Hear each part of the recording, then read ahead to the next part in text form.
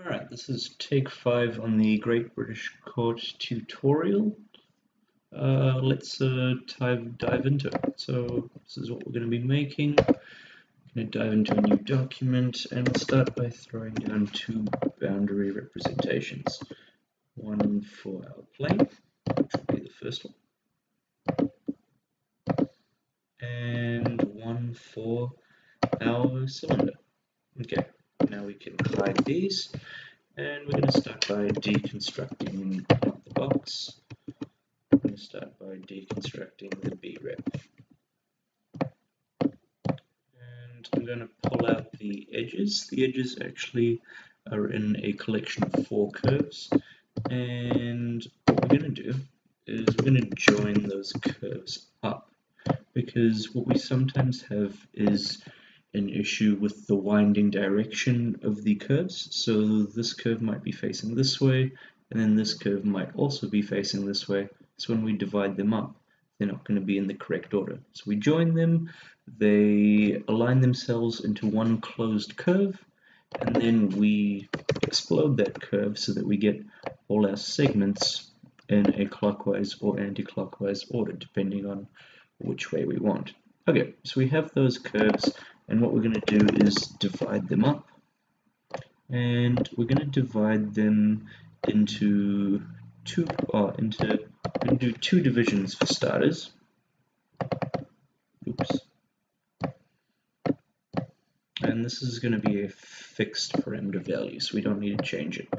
And the reason we're going to do this is so that we can pull the points towards this inner curve. So in order to do that, we need to deconstruct this boundary representation, this B rep, and we want to get the first curve, which is the circular curve, I believe.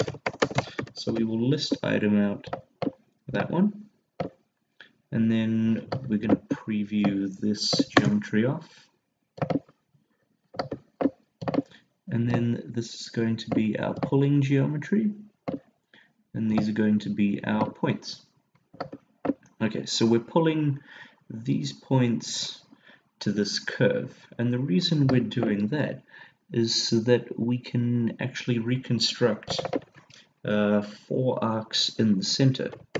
So we're going to use arc 3 point, because at the moment, if we were to divide this circle up and this rectangle up, they're not going to match their start and end points.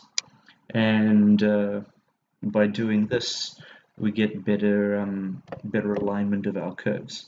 So we're going to have 3 curves per each list, 3 points per each list. So we're going to use a list item component. There it is there. And we're going to add, so we have item 0, we want 1 and 2. And those are going to make our curve, our 4 arcs. Okay, so now if we preview this off, we'll see we are in fact getting the exact same circle, except the points will now line up properly. So now what we can do is a separate division. We can move this out of the way, and we can divide these curves based on their curve length. So we're going to take the length of these segments, and we're going to, let's see what kind of numbers we're getting out of there. Yeah, 100. So we're going to multiply that by a slider, and that is going to equal our number of divisions. And then we're going to take this number right down, and I'm also just going to preview off this curve division here, so that what you can see, the reason we're basing the division on the curve length is that these sides aren't necessarily the same length. So you can see, let me see if I can just tweak this ever so slightly. Yes, we're getting a different amount of points on this side to this side, and the reason we do that is so that we can maintain the sort of uniformity of distance across the different sides as best as we can, as opposed to just dividing by an arbitrary number. And where this would be useful is if we had this object which was much larger in one direction. You can see that even though the size is quite different, the spaces are reasonably similar. Okay, so we'll hide that again, and that's why we did that. Okay, so now we're going to take the same curve division and we're going to do it on our arcs, but we're also going to flatten the arcs because at the moment they have some data structure to them which we don't necessarily need because these curves are coming in flat. You can tell that by the double dashed line. Okay, so we're going to flatten these, and there we go. Now we're going to draw, actually instead of drawing, okay, in the version which you showed me online, what the what the creator did was they drew a line between these collections of points, so between A and B, and then they evaluated the curve at, let's see, using a slider. Okay, they evaluated it at the middle. Okay, so we have what we can do is we can also evaluate it at the middle, and we're just going to reparameterize this for good measure. If you are just wanting it to be the absolute center of the curve, then I would probably actually recommend doing a average, because average works a bit faster. But in order to find the average, we'd need to take these inputs and we need to graph them coming into this merge component, so that what we would get is a whole bunch of lists on this side which each have 2 items in them. The 2 items being the point on the perimeter and the point on the interior, so that when we average them we will get the exact same points. But in order to build flexibility into it, we're going to use this line function. So I'm just going to delete this, and now what we're going to do is we're going to move these points up vertically. And so for starters, we're just going to move them based on the length of each of these curves. So we're also going to take the length coming in here, and we're going to multiply that once again by some value. It's going to be just a generic slider, and then we'll plug that into our z height. And let me just tidy this up a touch. Okay, so now we'll have some sort of shaping to our curves, and what we can do now is we can put it through an arc 3-point again. And so our 3 points are going to come from here. So we have point 1, point 2, and point 3. There we go. Nice little arcs. And I'll just line those up. Okay, and so we can use this parameter now at what point we're evaluating the curves to sort of well, I mean, I guess you can add bias to one side or the other, which is a nice bit of functionality. And we're going to take those arcs and we're just going to run them through a rebuild curve. We're going to chain. Okay, so the rebuild just makes sure that the curves the curves are all of the same type, we might sometimes get an issue where some of these curves might be a bit flat, and Grasshopper will interpret them as lines instead of arcs, which is in fact a different line type, which could be problematic further on. I'll see if I can demonstrate that issue down the line. But for now, we're just going to loft these curves together. Okay, we're going to do it in two different ways. The first way is like this, where we have our curves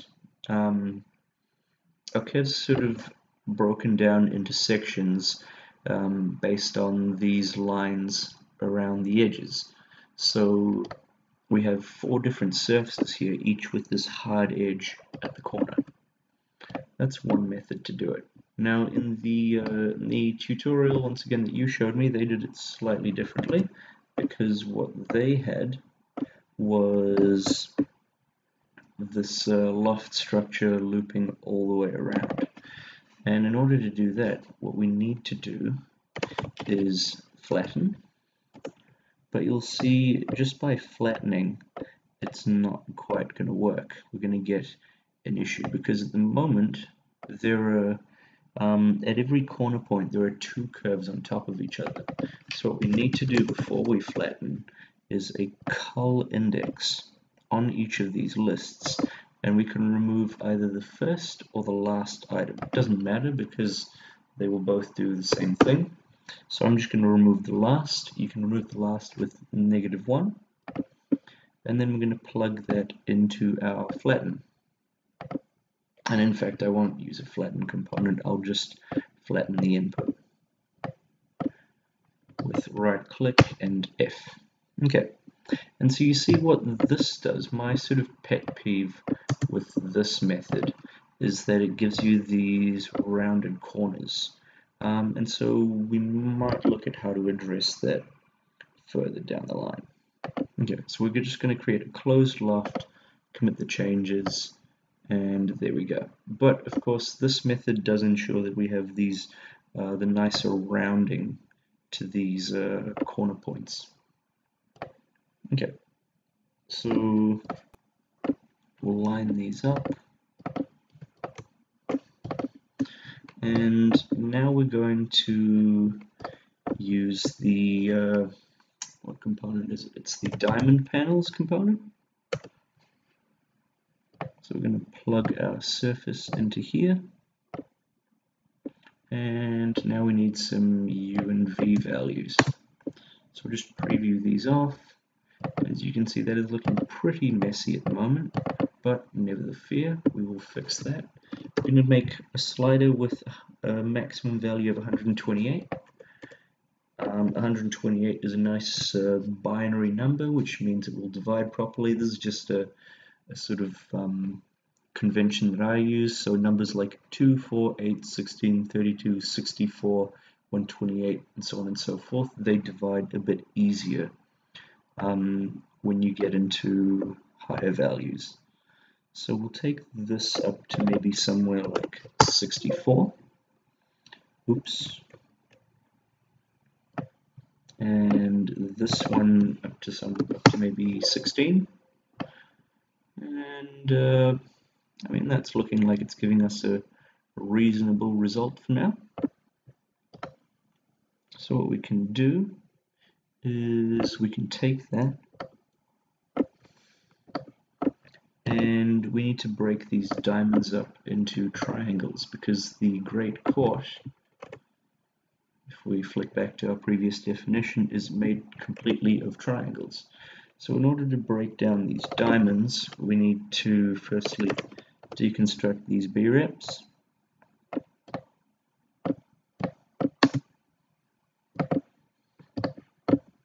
And then we need to take these edges, not these edges, these vertices. So each of these diamonds is going to have a collection of 4 vertices. So we're going to take a list item and unpack it with our second, third, and fourth item, and we're going to use these to reconstruct 4-point surfaces. The thing to note is that the 4-point surface does not actually require 4 points. You can use, as soon as you have 3 points in there, it will be able to construct a surface. Okay, so now we're going to once again preview these off because we need to figure out which of the 3 points we need in order to get the proper paneling. So we'll try 1, 2, and 3 for starters. And that doesn't quite look right, so we'll try 1, 2, and 4, and there we go. That's I'm pretty sure that's what we're after. And then on the other side, for our other 4-point surface, we need to figure out which ones we want, and so obviously we need item 2 in there somewhere. And we'll just try to replace it with the first one. And there we go. That is giving us the mirror image of those panels. This is just a bit of trial and error sometimes, but eventually you can figure out which is the correct paneling method that you're after. Okay, so now, of course, okay, you can do this with surfaces, but for efficiency's sake, at this point I'm going to turn to meshes because meshes compute faster and they give us some advantages. So here's our construct mesh node, and in order to use it we need to give it a collection of 3 vertices. So what we're going to do is with a merge component we're just going to mimic this behavior here. So we're going to go 1, 2, and 4. And then we'll create a second one, which is going to be, I think it was 3, 1, and 4. Okay, and then we need to create 2 separate construct mesh nodes. And we also need to tell it that we're building, by default, construct mesh assumes you're building quads. We're building triangles, so we need to tell it that we're building mesh triangles. So we'll plug these in here. Preview these off. Okay. And then we just need to take our triangles and also construct meshes out of those. So we'll take our construct mesh, we will deconstruct our triangles, and we should just be able to pop the vertices straight into the vertex collection here. And that gives us the remainder of our vertices for this mesh. Okay, now we're going to join these all together. So we're going to merge the 3 outputs, 1, 2, and 3. And then we're going to do a Weaverbird join once we've flattened this output here, and then we're going to weld the vertices together. Okay, now I can preview these off, and I just want to bake this out to check how the result is looking, because I have a feeling we might have some funny business going on. Yes, okay. So what you may or may not have noticed was that when we had these 3 inputs coming in here, some of these are coming in shaded properly and some of them are coming in with dark shading, which means that whenever we see this dark shading we're actually looking at the reverse side of the mesh.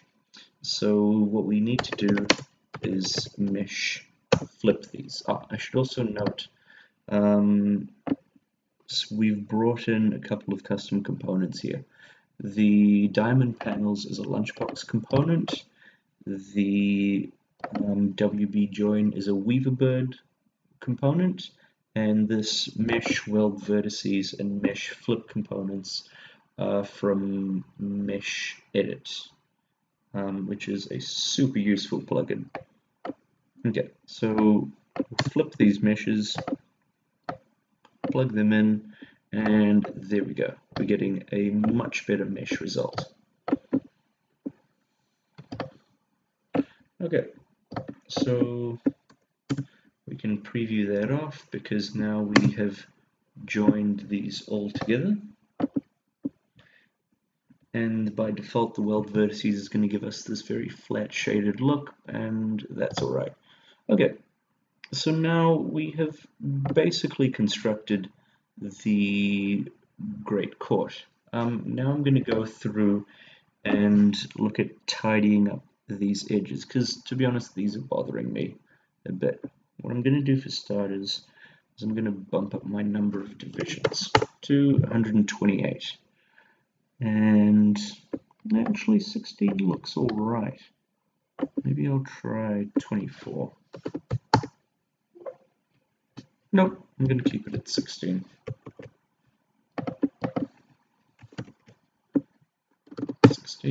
Okay. And so what we're going to do is we're going to use this second lofted surface that we created over here. So we'll take a bit of a tangent and we're going to step away from this for a little bit. So what we're going to do is we have 4 separate surfaces coming out here, which you can see if I flatten this, 4 untrimmed surfaces. And what we're going to do is run the mesh UV component over the top of them to create some UV meshes. And we're just going to bump up our U and V divisions. And so we're going to do, let's see, maybe I'll give it up to 16 because I don't think we need too many at this stage. So we'll do 16. Actually, we'll see how many we'll do. I think we'll start with 5 in this direction. And maybe we'll go up to 8. Okay. So you might be wondering why we're doing this.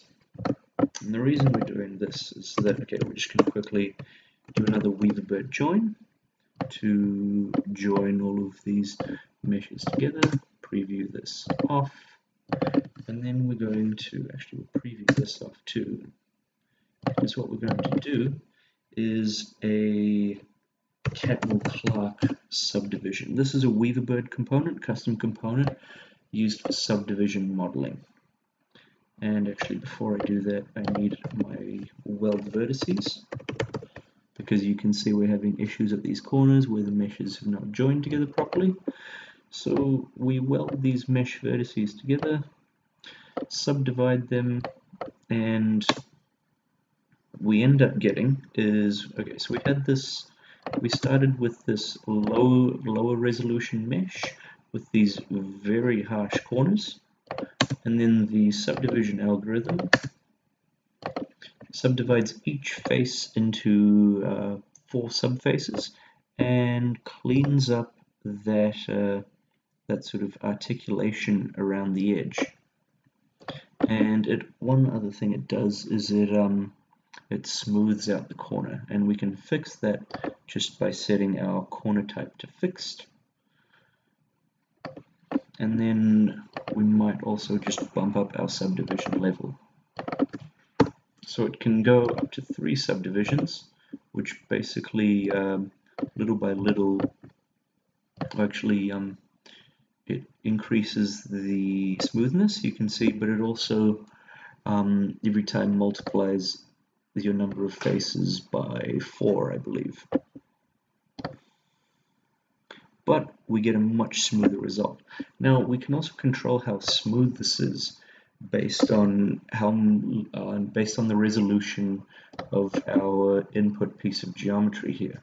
So if we want to tighten up, if we want this to have a harder edge, we can give it more divisions along here, which will, as you can see, it's giving us more of a ridge line. And if we want to smooth that out, as you may have guessed, we just take this number right back, and in fact we can get it really smooth and really take out all that articulation, but that's probably not what you want to do. So I'm going to keep it at 8 because I quite liked that number. And we can do this one as well if you want, but I don't think there's too much need to mess with this one, so we'll keep it at 5 because that was also a good number. Okay, so now that we have this mesh, we're going to start manipulating this one that we've created here. So we'll just preview this off, and we're going to preview this on. And what we're going to do is we're going to isolate, we're going to use another custom component, which is a kangaroo component this time, and it's called naked vertices. So it's going to give us a collection of points. It's going to give us a couple of things. It's going to give us the collection of naked points, which are all the perimeter points. If I just bring out a point component, preview this off, and plug that in there, you'll see those are all my edge points, and it also gives you the clothed points. And so what we're going to do is we're going to pull these points towards the mesh. So we're going to use a mesh closest point. And actually, before we use this collection here, let me just delete that because we don't need it anymore. We're actually firstly going to use a deconstruct mesh component, because we want to target, or at least I want to target, all of the vertices towards this smoother mesh result here.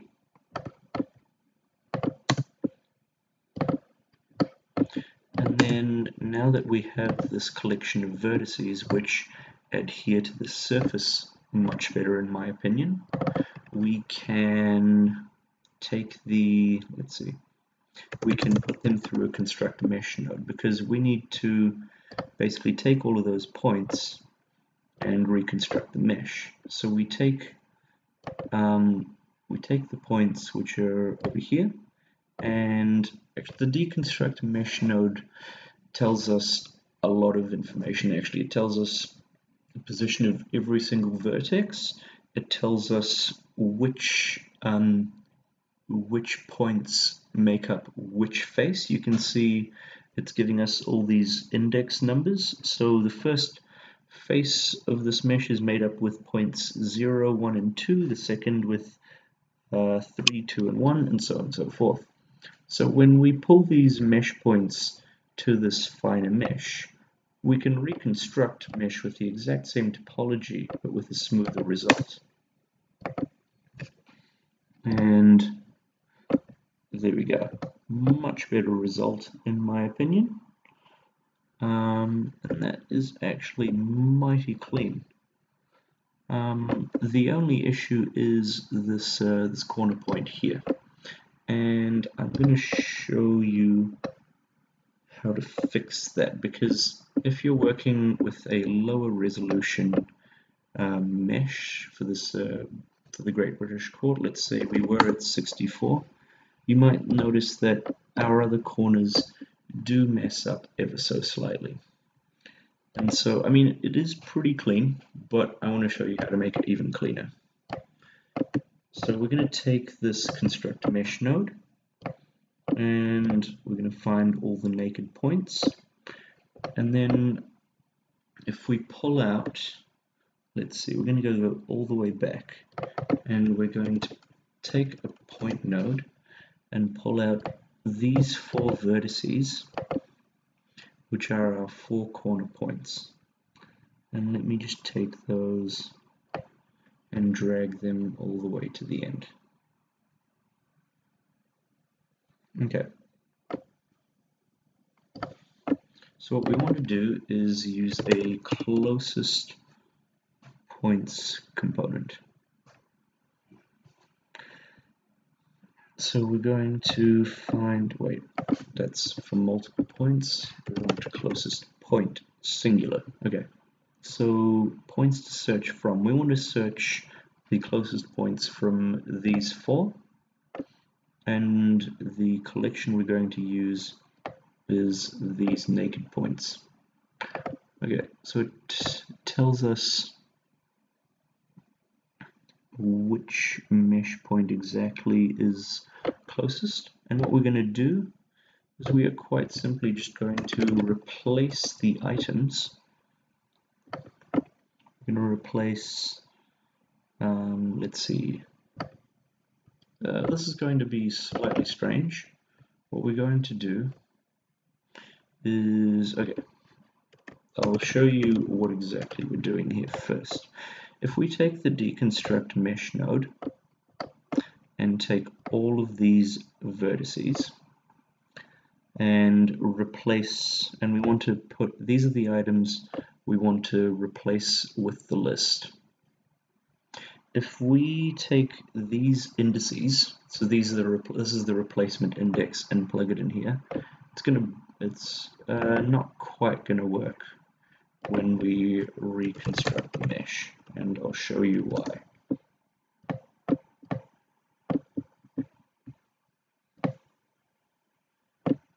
It's going to do something a bit strange here, where these it's actually pulling the wrong mesh, because what we need is this is telling us the index of the naked point, whereas what we need is this index relative to the actual collection. So what we need is to list item out from the naked index these 4 index points, indices I mean, and then when we plug those in, you'll see we get our result.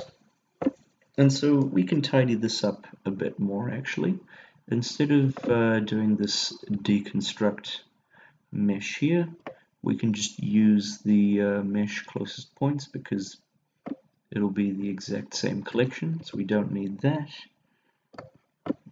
And there we go. So now we have, I'm going to preview all of this off.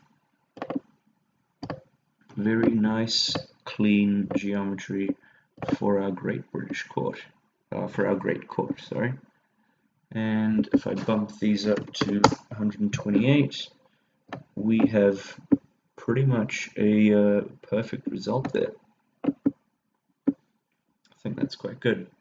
Okay, now what we need to do is we need to take this and we need to construct the final geometry, because I'm assuming you don't want meshes. Meshes are good, they compute fast, and they give you a really good result, but they're not as accurate as NURBS.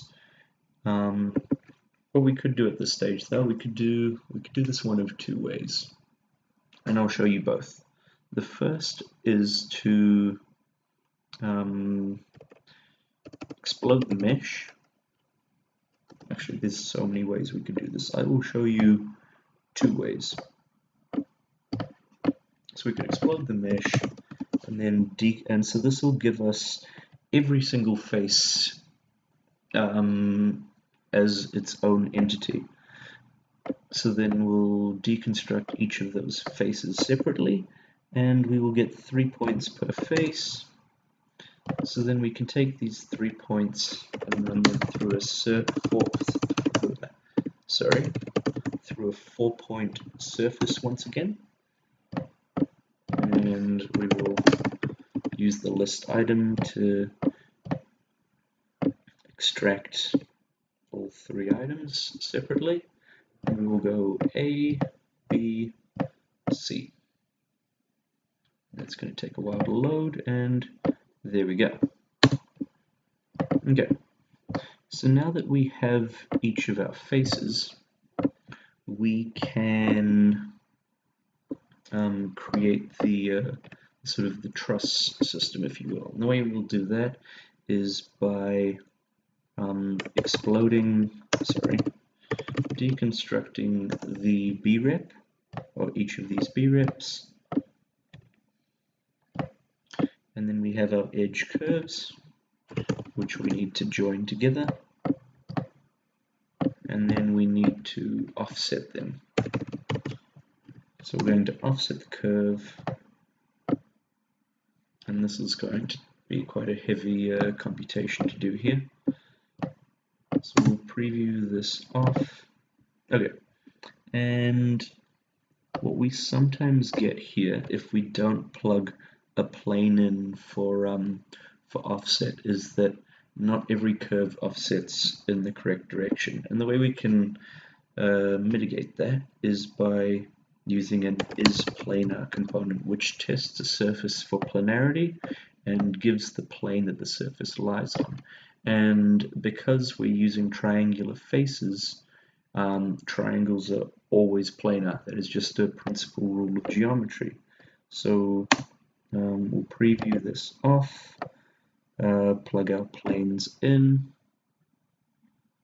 and it seems like something changed there. I can't see what specifically, but I know now that there was an issue somewhere in the geometry and we have fixed that. And we're also going to create a slider. And at the moment, they're also offsetting in the wrong direction. They're offsetting +1, so we want to offset them in the negative direction. And also 1 is probably far too much. And okay, there we go. So now we have the inner and the outer curves. All we need to do is loft those together. So we're going to merge these two collections of curves.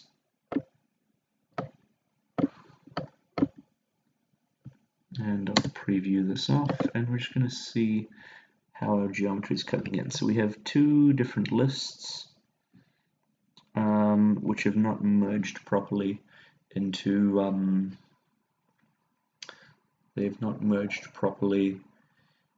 so that they can, in order to loft them, we need two curves per list. So all we're going to do, if I just bring out a param viewer, this might show what's going on quite well. So as soon as I simplify this first input, it's going to get rid of all these extra zeros. And if I simplify the second one, it's going to get rid of all the other extra zeros in the second list, and it's going to give us a whole bunch of tidy lists, each with two curves, which we will now be able to loft. And this is going to be extremely heavy. At this point, I'm just going to save the definition as Great Court Tutorial, and then we're going to do the operation. And now we wait.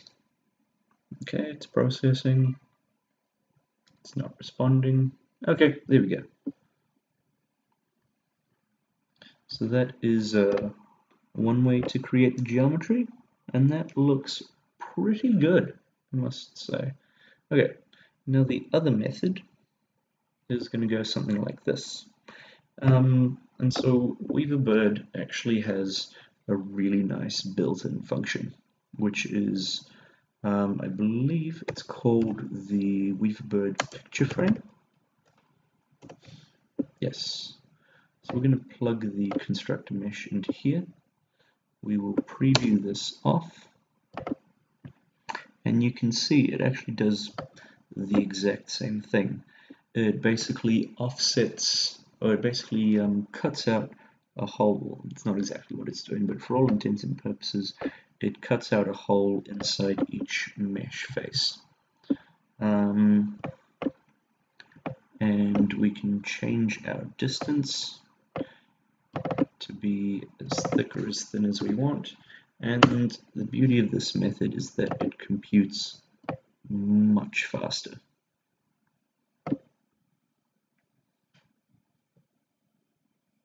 Okay, so this is a, and we can change the method type for this. So we can either do this, or we can do it based on parallel. Ooh. Okay, I think this one needs to be based on a 0 to 1 value. But you know what? that does not look... Oh, it's actually looking pretty tidy as well.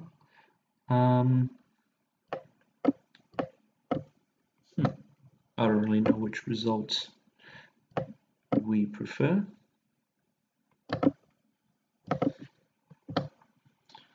I mean, the percentage one means that you don't necessarily get the like uniformity across the entire mesh, because it does a percentage of each length of each mesh edge. Whereas if we do this one with parallelogram, I think it's giving much more uniform result.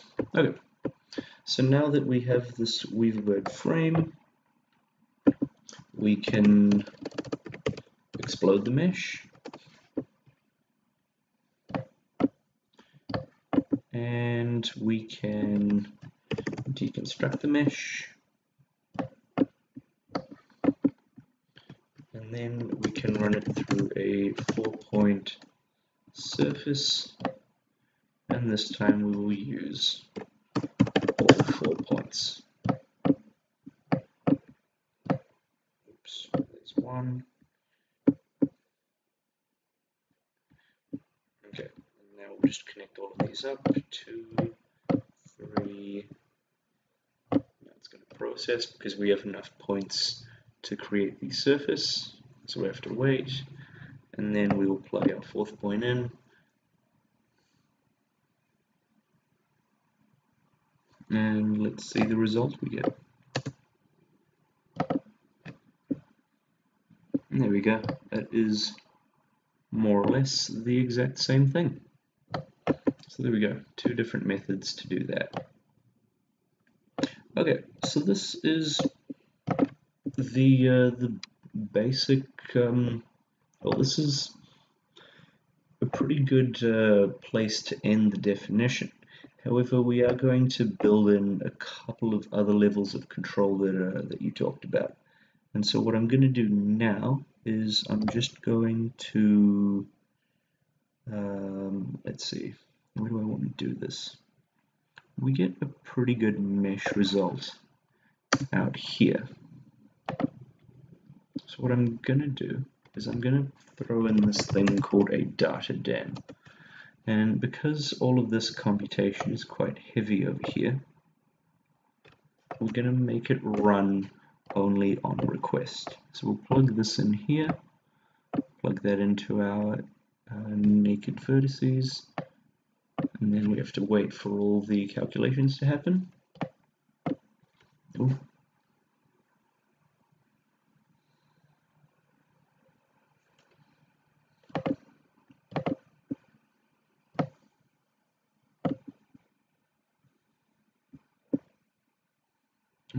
Okay. It also seems that, okay, no, where's a better place to do it? Might actually be, sorry, for this, we're going to do this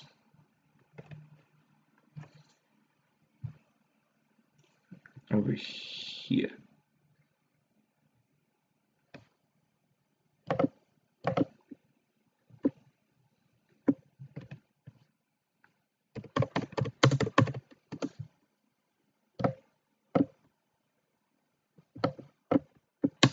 Okay, actually, let's just lock this over, remake that connection, and let's move this over. And actually, maybe this isn't going to work as well as I thought it would, because we have 2... No, actually, what we can do is we can add another output here, because we have 2 sets of changing geometry, which means that anytime one of them changes, it's going to try and re-update the whole definition. So if we have anything beyond this side going through the data dam, then we can control the flow of our circuit a lot better. Okay, so now we're going to do everything based off of this mesh.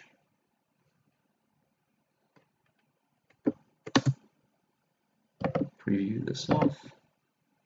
What else is still on? this mesh here. Okay. No, I don't like that one. I'm going to use this one. Okay. So now we are going to go and build in some final levels of control. Okay. So one thing that we would have talked about was the ability to rotate this inner mesh. That was something that we saw in the previous tutorial. So if we add this rotation component here, and actually let me just switch to top mode and see how well this lines up with the center. It looks to line up pretty good, but for safe measure, what we can do is an area centroid.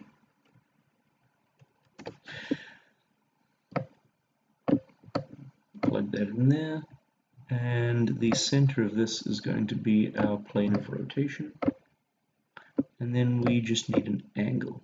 So the angle is going to be a multiplier of pi, and we're going to use a slider. I'm not sure if you're how familiar you are with radians and degrees. I'm assuming you'll know degrees, so I'm going to do radians first because Grasshopper works with radians by default.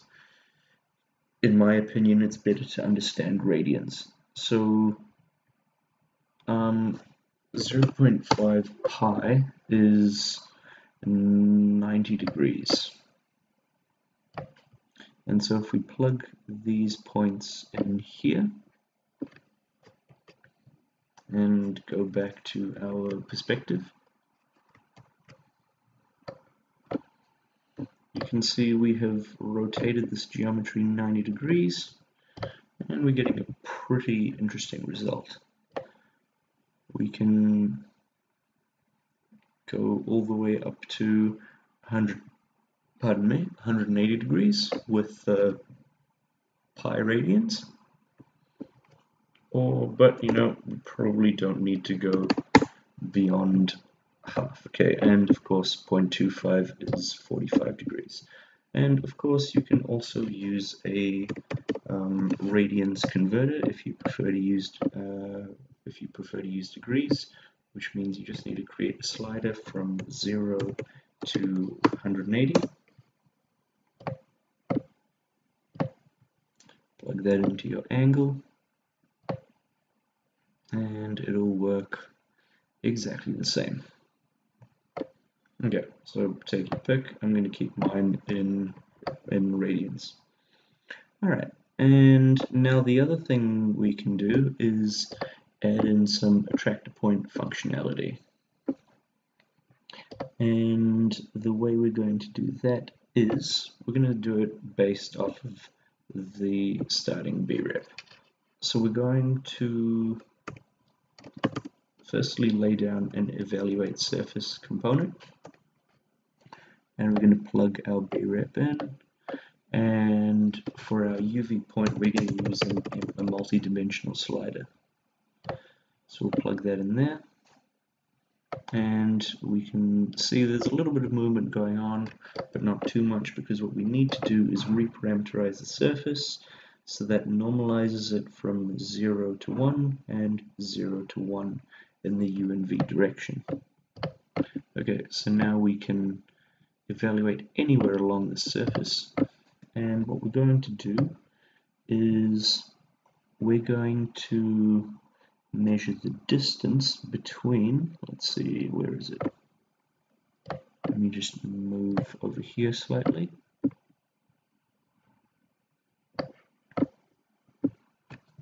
It'll be the distance between this evaluate curve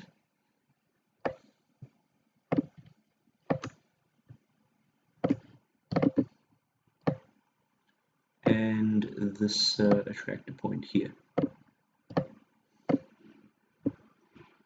So we have this distance value, and we're going to take it and we're going to remap it to a 0 to 1 space. So actually not quite 0 to 1.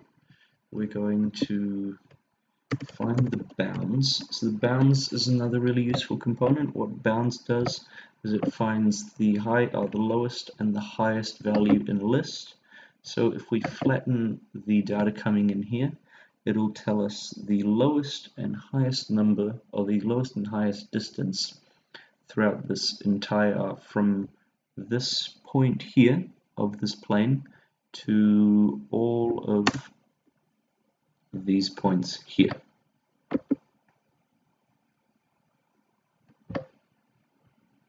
Okay, and so we'll plug that into our source, and then what we're going to do is we're going to construct another domain on this side, and instead of making it from 0 to 1, we're going to make the lower variable, or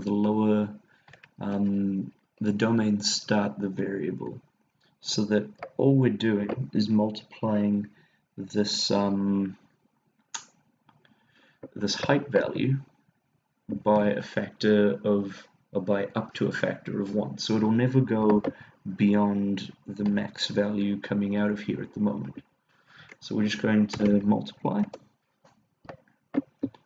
I'm going to multiply this result here by this result here, and then plug it into my vector. And let me just shift all of this along, shift my vector, this. Okay, so now we've got our attractor point affecting the sort of, how should we call it, the shaping of these curves. And actually, let me see if I can show you why we now rebuilt the curves over here. If we plug this in here, you're going to see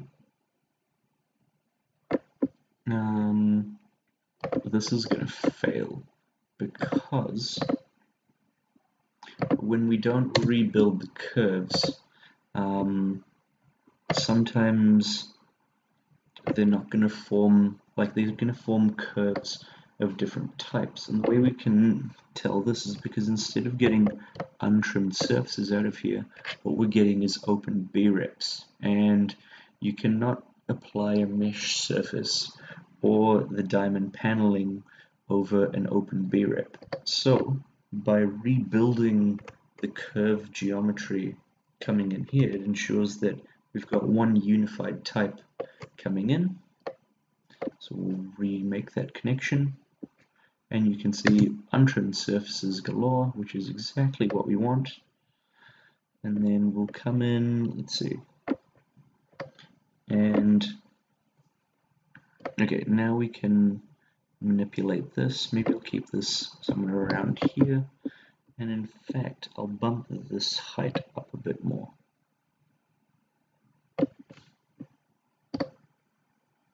Okay, and now we're free to mess around with the twisting. Maybe I'll hold this back a bit. Maybe I will change the position of this attractor point and see how the definition changes accordingly.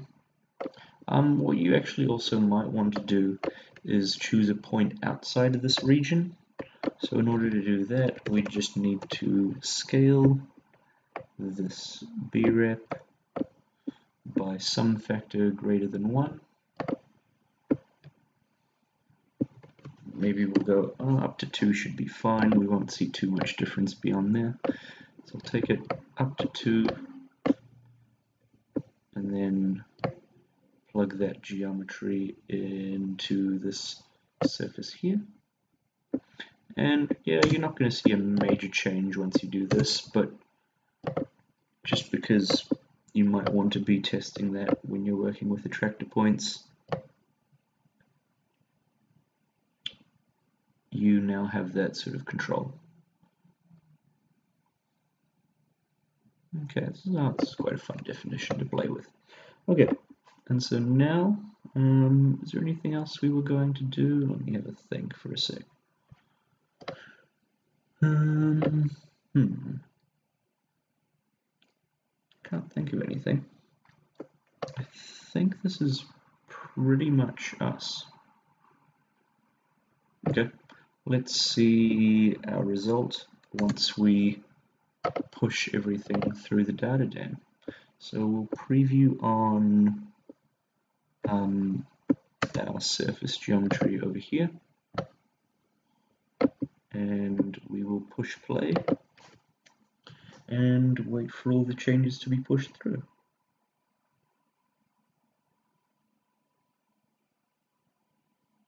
There we go. It would be pretty weird if the Great Court looked like this, but I'm not that opposed to it. There we go. That's been the Great Court tutorial. Hope you enjoyed it.